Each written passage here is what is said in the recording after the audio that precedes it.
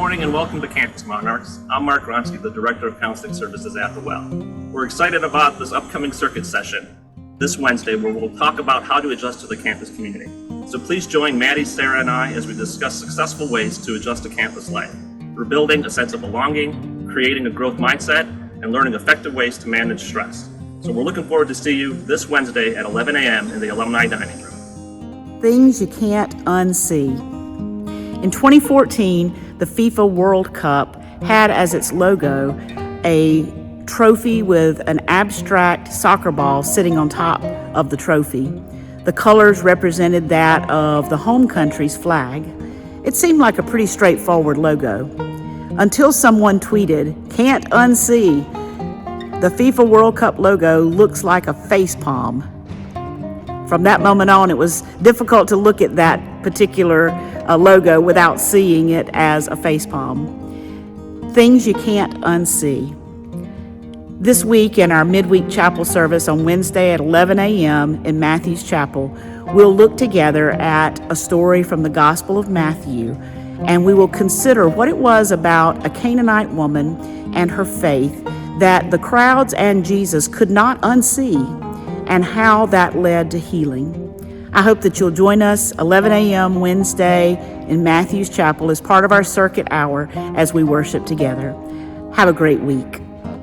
So artificial intelligence, large language models have exploded onto the scene over the past few months with seemingly a lot of promises to make life easier, also a lot of dystopian predictions, which are not coming true, and I see little reason to think they will come true imminently.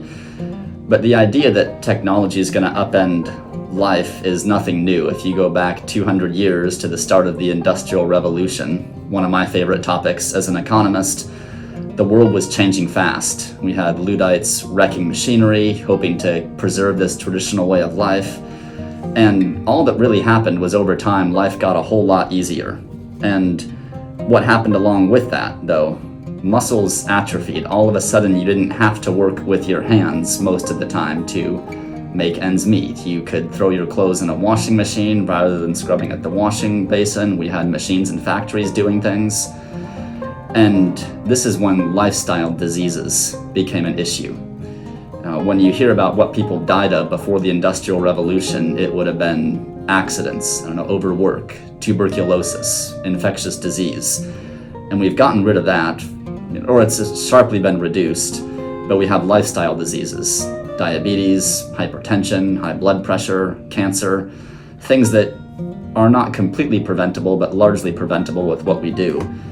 And my concern with artificial intelligence is not that it's going to ruin life, if anything it'll make it easier, but that the same problems are going to happen with our minds as people lose the ability to think critically or understand if what's being said is true.